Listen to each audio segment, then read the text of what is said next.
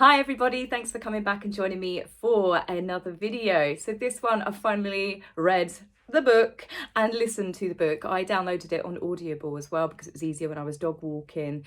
It's 16 and a half hours, so you have to forgive me it took so long. I have a life as well.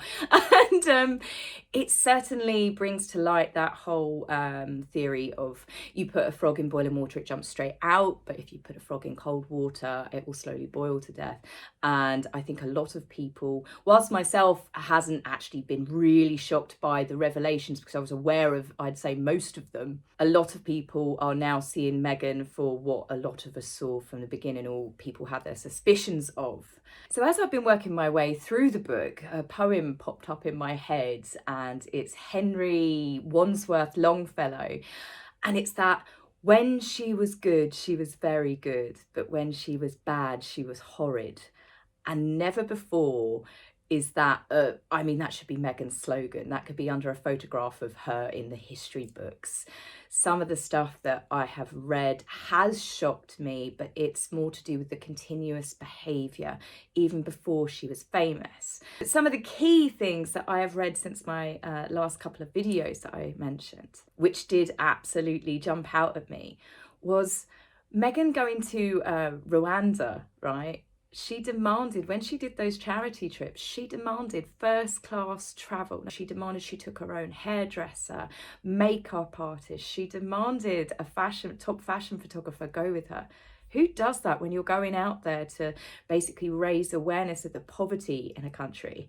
Well, Harry and Meghan, we saw that in South Africa. But yeah, she made all these demands. She had suitcases full of designer clothes. She'd change her clothes regularly and go off and do photo shoots. We knew that a lot of those photographs were posed, but one photograph that did surface, which I'd never seen before, which shows you when her mask slipped. And that shows you a real side to Meghan. Obviously, the body language guy has done a lot of stuff to do with Meghan's mask slipping, and that's been educational for me as well, because now I can look back at even some of the other videos and it was like, that's what it was about her that I couldn't place. And what it was me actually picking up on the slightest body signals, but I just didn't know how to explain it. And some people thought I was mad. What's wrong with you? And I was like, no, there's just something not right there. And as it turns out, we were all right. But he's done another video, which I implore you to watch if you haven't already. And it was actually initially picked up by Sue Smith. She's another YouTuber. And she posted the fact that Meghan glared at Charlotte at the wedding, and it was something that I'd not seen. And this all goes back to the story of Catherine, Meghan, the argument over the wedding dress fitting. Now, Tom Bowers reported on it, and it wasn't just about tights, but when you think about it, wearing tights is royal protocol. Meghan was already making demands. That's not what she wants. But the children, little girls wearing dresses, they're going up the big steps as well. There's a good chance that they were going to get their underwear shown off. You know, kids, they bend their legs around like Charlotte here. But more importantly, it was to do with the shoes. These were not little ballet pumps or comfy shoes for children. It was a hot, sunny day. No socks, no tights. And you can see that Charlotte obviously looks uncomfortable. Plus, there was a spat to do with the bridesmaid dresses. Catherine was saying that the dress is too short. Again, a little child walking up those steps. You don't want them flashing off their underwear because Meghan wasn't going to wear tights. But Charlotte's dress, when you look at it now, it looks terribly tailored. I mean, that is truly shocking. Now that you see it, you can't unsee it. But yeah, there's a bit in it where she literally glares at Charlotte, and obviously these are the photos of it, and that, honestly, I mean, I knew that she was nasty to other women, that's pretty obvious, but her 3-year-old niece, that is truly a characteristic in her that has painted her, in my opinion, in an even lower light. But it goes to show the real narcissistic, I'd say sociopathic in a way. Obviously, I'm not qualified to say that, but it's just unbelievable that an adult could be like that to a child. One thing that was amusing on a lighter note was the fact that Meghan, when she first started coming over to the UK, she wanted to get involved with reality TV. That's why she was looking for a footballer. She could be like a footballer's wife, or she went for Matt Cardle, she went for boy band. I think there was Max George, it was another boy band. And then she made friends. She was cozying up to Millie McIntosh, and she was made in Chelsea. This is what she told her agent, Gina, that she was hoping to come over to the UK and get onto that. And she has. She literally has now the absolute laughability. Meghan's gone full circle. Netflix are filming a reality TV show, but with an English prince. I mean, you can't make this up, can you?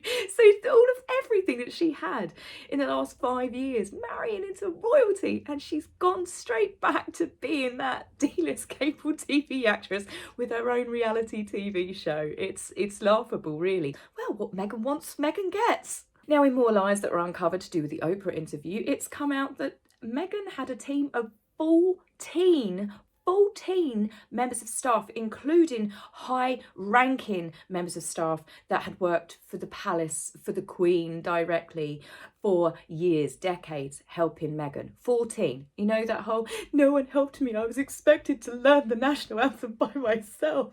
I didn't even Google Harry. Whoop. Turns out, another big fat porcupine. Yes, it's just truly unbelievable. 14 people. We knew that her Duchess training, that got announced at the time. We knew that Meghan was getting a lot of help and support. They said it themselves out of their own mouths on their engagement interview. So this is the whole laughable thing with pathological liars that are now Harry and Meghan. And I will call them that because it's got to be pathological at this point, because they've been on TV, given interviews. Meghan has written in her own words, her own blogs to do with her childhood, her father, everything, paying for her to go through university. She never went without as a child, as a teenager. Her daddy did this for her, daddy did that for her. The royal family did this for her. Catherine was wonderful and so supportive. Now, fast forward, they're telling a completely different version of events. And it's like, it's not a case of, oh, that was manipulated, that was taken out of context. They can't say that because it was them. Angela Levin did an autobiography. She was with Harry for a year. She was invited to lots of events to go with him into, in personal spaces. And now they're completely changing the truth. Yet people still believe Harry and Meghan. The amount of times that they have been caught out lying is truly insane. And we're not talking little lies, white lies, whopping great big huge fat lies. Now, Meghan has obviously changed her entire childhood. She stood on stage and speeches on a taxpayer funded royal tour to promote herself with how she was going to rebrand herself. And she said that she put herself through university, through studies, through working a job at 14 in a yoga shop, through scholarships, through all these different ways that she herself worked with nothing but dedication. Her dad paid for everything. She didn't even have to put petrol in her car. She didn't have to pay rent. It is complete, as I said, crazy level lies. Even as far as they got their lawyers, she got Jenny Afia to literally say that she had nothing to do, she and Harry had nothing to do with finding freedom. They did not speak with the biographer. The biographer, or Omid Scobie, came out and said, no, they didn't. They lied to courts, they lied to solicitors, they've lied to their families, they've lied to the media, they lied to Oprah, on Oprah, to Gayle King. They have completely lied to everyone on so many different occasions.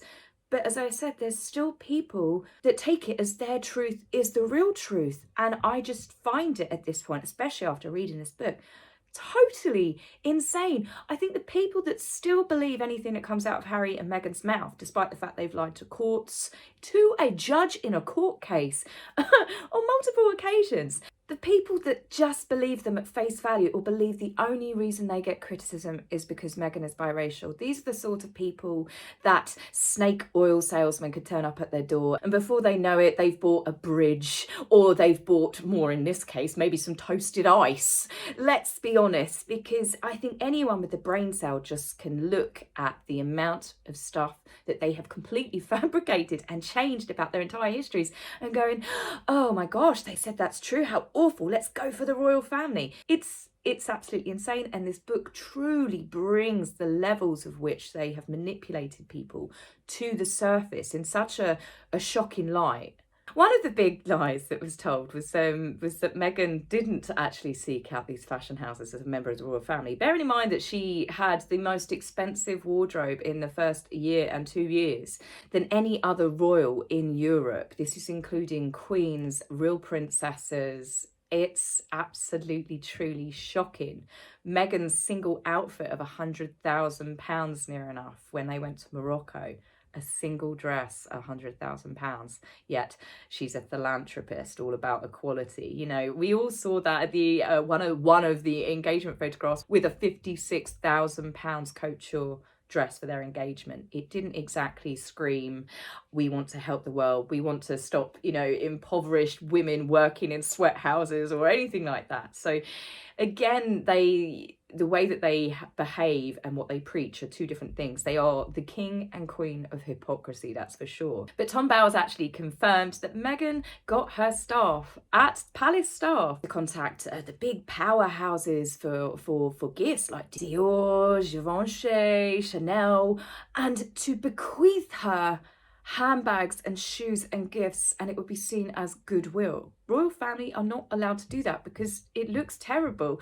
But she was getting her staff, and can you imagine being those poor members of staff that know the rules but are so terrified of Meghan that you're actually doing the most embarrassing thing and contacting them saying, we want freebies?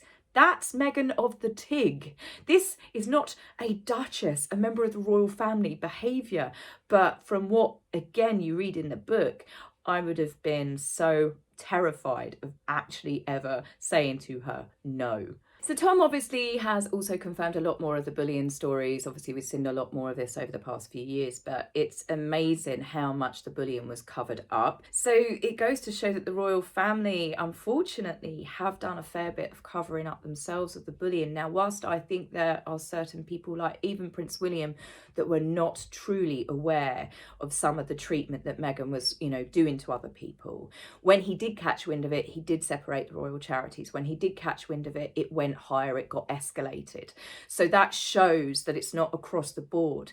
But the fact is, there are some people that worked for the royal family that helped be complicit and enabled Meghan and Harry's behaviour.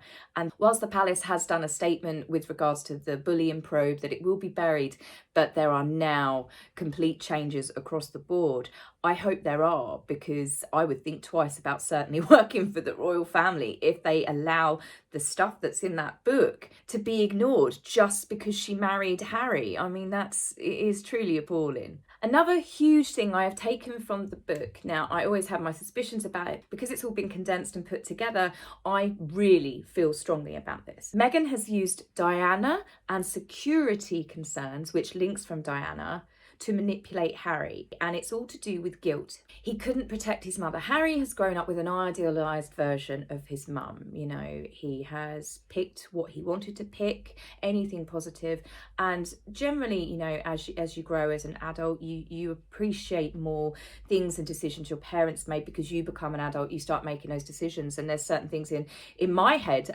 compared to being a teenager, when I thought my mum and dad were like the worst people in the world because they didn't let me do something. As an adult, I look back and I'm like, pfft. But Harry has never really, to me, it seems, grasped that maturity to understand that Diana was not always innocent when it came to media games and tempting paparazzi and stories. So Meghan, according to Gina, did do a deep Google search on Harry. Of course she did. There is nothing that she will not micromanage. You're telling me that she knew she was going on a date with Prince Harry and didn't Google him? It's in her blog. She watched Catherine and William's wedding, who was best man. She watched from childhood Diana and Charles' wedding. According to her childhood friends, and this has been backed up by other people, and Tom Bowers has put it in the book, that she was obsessed with the royal family. She was obsessed with Princess Diana. And this is how I think she's twisted that boy's noodle.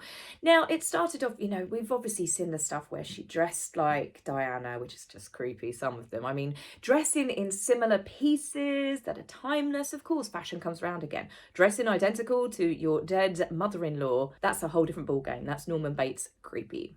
But where I think Meghan really manipulated him, as far as his, you know, his issues with losing his mother so young. Yes, she mothered him. Yes, she treats him like a child. She obviously bosses him around. But, you know, some men like that, creepy as it is for me. I mean, I wouldn't want my husband walking around like a little lost puppy or a doormat. You know, he stands his ground with me, and believe me, he does. But it makes for an equal relationship and a healthy partnership. However, with Meghan, she used the security concerns and the media deep Googling Harry, you would learn that he is angry with the media. He's got an issue with paparazzi. He suffers deep, long paranoia, reported by all of his previous girlfriends, that the paparazzi are following them, that they're in the bushes and stuff. So she's used that to push Harry. So Meghan, who obviously made the relationship known, she did it. She dropped hints. She told people it's on her Instagram, matching bracelets, spooning bananas. People knew. And the people that already knew could see what Meghan was doing. But obviously us, the public, weren't particularly aware of it because none of us really were aware of Meghan Markle's existence at all. So she had to pull out the big guns to get the relationship noticed. And this is when the story came out. Meghan had the police come to her home in Canada because someone had tried to break in. The police arrived. There was no one there. Meghan was seen walking around with big security guards. Now, these aren't Metropolitan Police security guards. These are hired security guards. But then the stories came out that Doria was being stalked and harassed. So this plays on Harry's mother, and then also the fact that she's being harassed, she's being stalked. There were no signs of paparazzi because the paparazzi were not interested in Meghan at this point. Now, when Meghan and Harry's relationship really got cemented, it was when Meghan got Harry to put out that statement. And when you read that statement, it's Harry attacking the media for stalking and harassing his girlfriend. Despite the fact that Meghan was posing for paparazzi shots, little M&H necklace, putting a Union Jack flag on her dog, all these little pap strolls she was organising and posing for, yet Harry was attacking the media for harassing her. It was also talking the comparisons of his mother. Now this shows you the early signs that she built her own remote control to control Harry. Push that button, it does this. Push that button, it does that. And in all the jokes about Harry being a puppet, it's not just politics and what she's done to his brain. It is literally every decision that he's made in rushing into that relationship. Now Meghan, being his girlfriend in Canada, was never going to be protected by Scotland Yard. So Meghan upped the ante, didn't she? So this is where a lot of the stuff that she was being chased, she was being harassed, she didn't feel safe. Harry asked her to move in with him, okay? She was already being written out of Suits roughly about that time anyway, as far as I'm concerned. She had no other acting jobs lined up. People were not interested in her.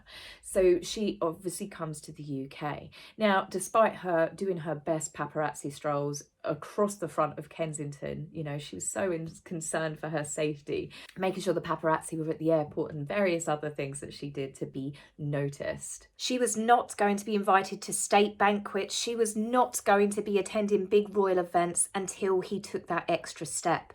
What good is it being Harry's girlfriend if she couldn't have her photographs to build her brand with other members of the royal family, if she couldn't attend Sandringham Christmases, appear on the balconies, be photographed alongside Catherine, Duchess Kate, or Princess Kate as she once called her? If she couldn't have her photographs put in the paper along with the headlines of Princess Meghan, what was the point? So this is when she started pretending to Harry that she was having wobbles, that the stress of it was becoming a bit too much for her. She felt unsafe.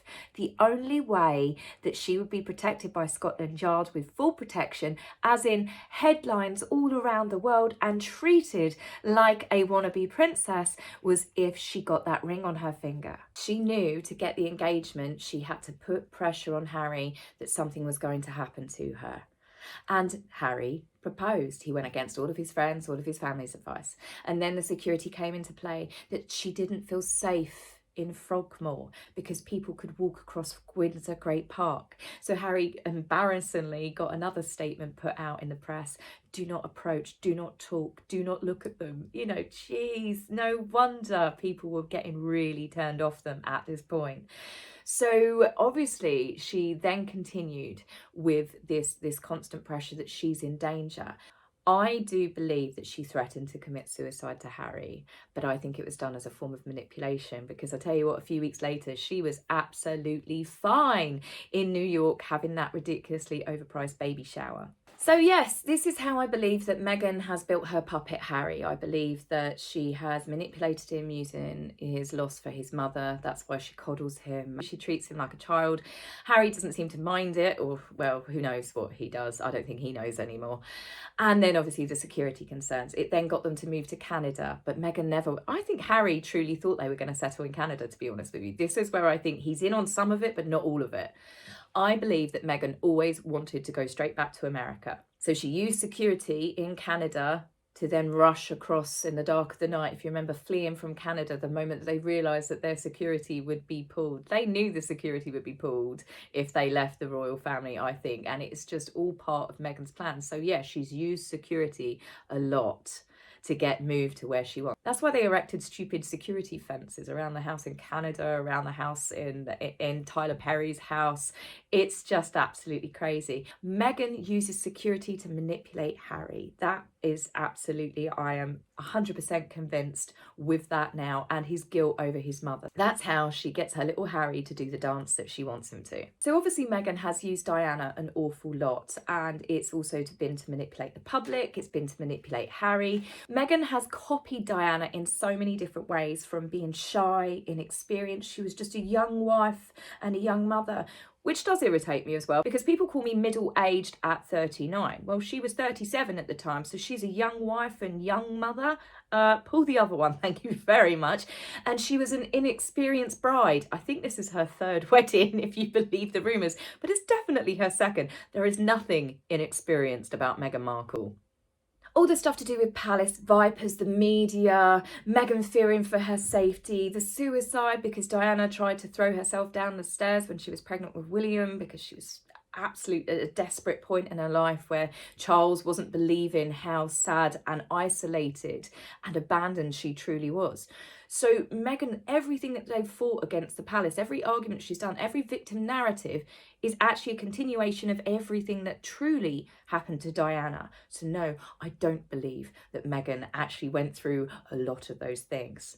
Everyone's stories of suicidal thoughts and mental health are their own stories, and you can't cast judgment on that because you're not in their shoes. But we can all take an objective point of view or a subjective point of view. I'm sure Meghan can truly appreciate that, of how we feel rather than what actually happened. So other big revelations that again were confirmed with Meghan were to do with the baby shower, the wedding, the South Africa tour. They used taxpayers' money to promote themselves, to rebrand themselves. South Africa was all about rebranding themselves and getting ready to ignite. Well, they did. They ignited the first bomb under the palace floors. That was to get ready for their big announcement that they were leaving. They were done. They knew they were leaving. They knew they were leaving before the wedding, I'll tell you that much. It was all one big plan. But the baby shower, that was taxpayer-funded Scotland Yard security that went across for her to prance around with her famous friends. Now, she used it as networking, like she used her wedding. Who honestly, seriously, won't invite a single member of their family apart from their mother to their wedding? I mean, obviously, if you've genuinely fallen out with your family, it's a different story. But the whole wedding thing was bizarre. But the fact she invited complete strangers, a lot of those celebrities had never even met Meghan before, or Harry. And Meghan already at this point showing her control over Harry. Anyone that Meghan had felt had slighted her was not allowed to come to the evening reception. Who does that? Invites people to the day, but no, clear off in the evening. You have people for the day, they're there for the full day and evening, then you have evening guests, additional normally. But this goes to show that Harry at this point was already lost. People can blame Meghan, and I do believe it's a narcissistic relationship, but Harry had all of this anger, resentment, jealousy, and nastiness already sitting there. Meghan just brought it bubbling to the surface. I think that they are both guilty of using taxpayers' money, the wedding, the titles, the royal family, the British public, everything, all for Meghan's dream. Meghan never intended to stay in the UK. She wanted to rebrand. The book tells you how Meghan has been obsessed with branding her entire life. She needed to build a brand. What better brand than being royal in the USA? She kept her publicist, she kept her business manager, she kept her lawyer, she kept her agent, she kept everyone of her life in the USA. She kept them in LA. She kept her clothes and her furniture from her previous life in storage in Canada. Meghan never had that stuff shipped over. She literally, and Harry devised a plan. They couldn't just go stateside. Harry already wanted to leave at that point. I do believe that, but I think he would have gone to South Africa with the right woman and actually possibly done good things with his life. So everything has always been about Meghan. Like I said, the reality TV, she's come full circle. She wanted the brand. She knew they needed the titles. They needed to use being members of the royal family so she could build up her profile that little bit further before they left. They needed to build the platform, so they used the royal family taxpayers' money to build themselves up this little royal bubble, Sussex royal, everything, so they could take it. Where it all fell apart and she had to activate her plans earlier was when Sussex Royal became a charity and not a foundation. Now, this is in the book, and I think this is where the palace actually worked out what Meghan was up to, because when they separated Royal Foundation and they built Sussex Royal, obviously Meghan, she then had it, you know, trademarked for all the things that she wanted to do with it. And I think there were possibly potentially dodgy payments going back and forth at this point.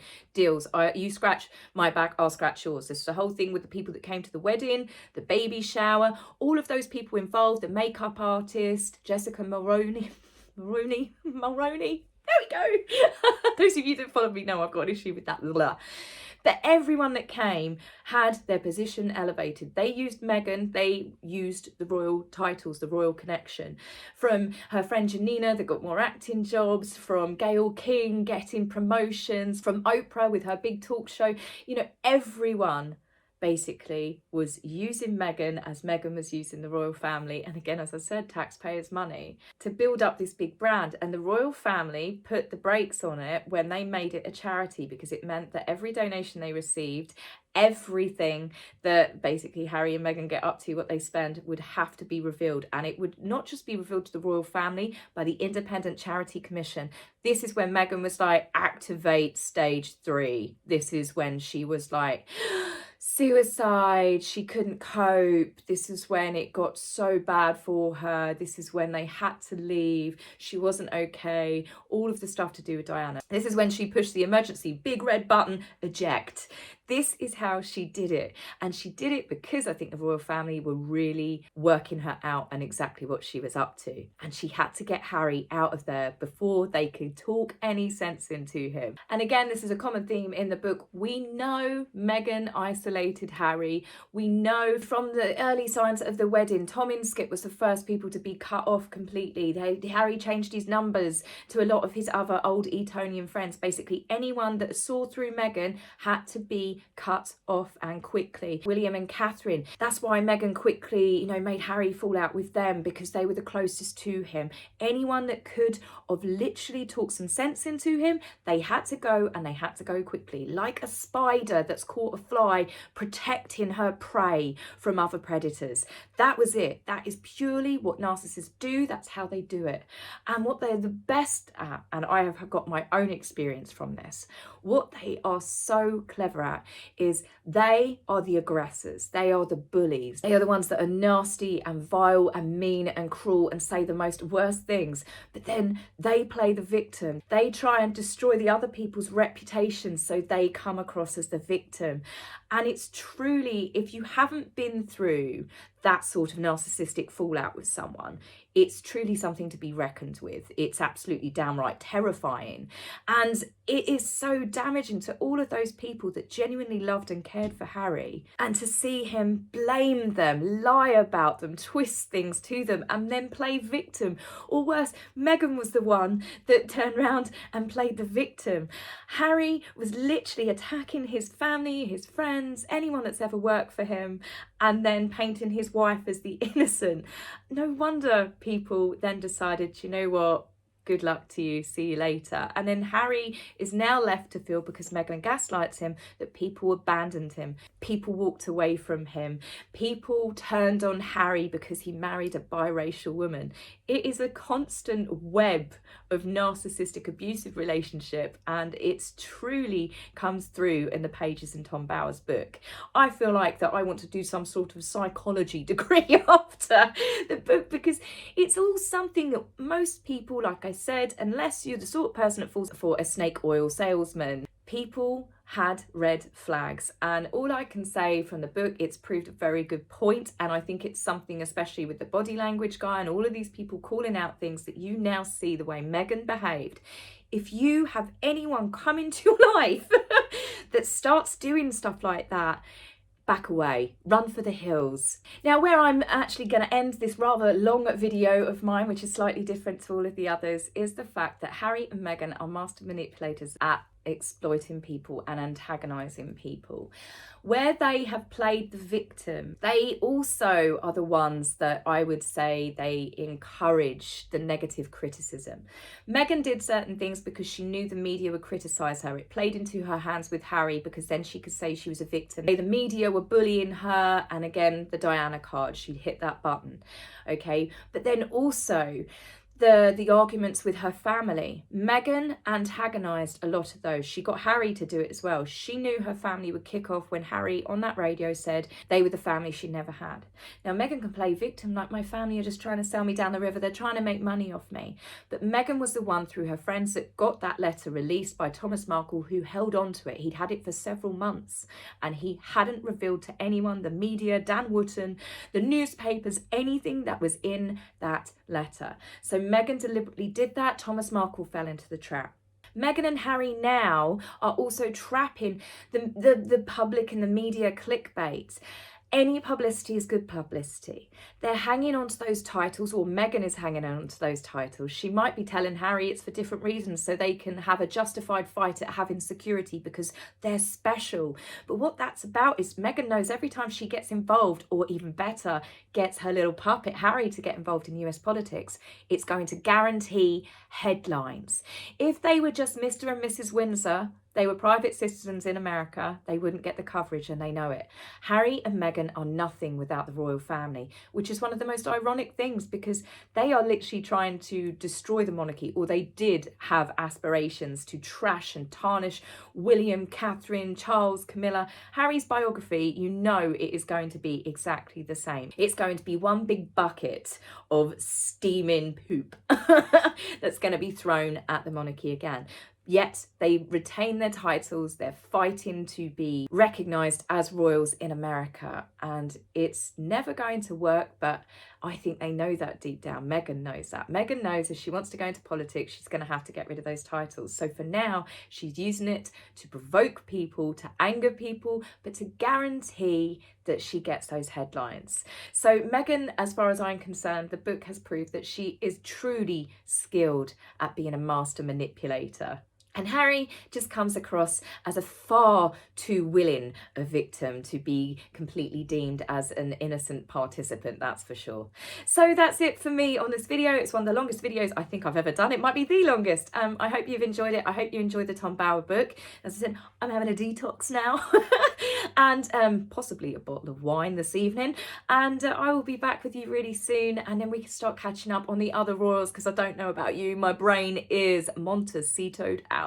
Take care for now, guys. Have a great weekend. Bye. If you like my video, please remember to like and subscribe.